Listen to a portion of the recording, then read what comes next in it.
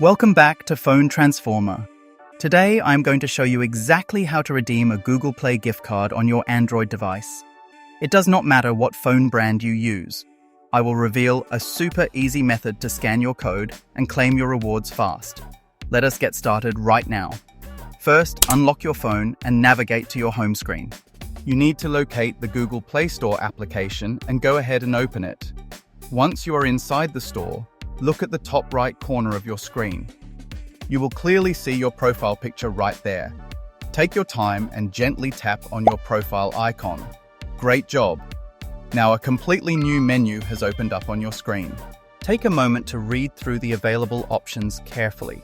You need to find the section labeled as Payments and Subscriptions. It is usually right in the middle of the list. Go ahead and press that specific option to move to the next exciting step. Perfect. You are now looking at the Payments menu. Look near the bottom of your screen to find the Redeem Code button and simply tap on it. Now, instead of typing a long number manually, you can just use your phone camera to scan the gift card code directly. Just line up the camera frame with the card and watch it scan automatically. The system is now checking your code securely. A new pop-up message will appear asking you to confirm your account details.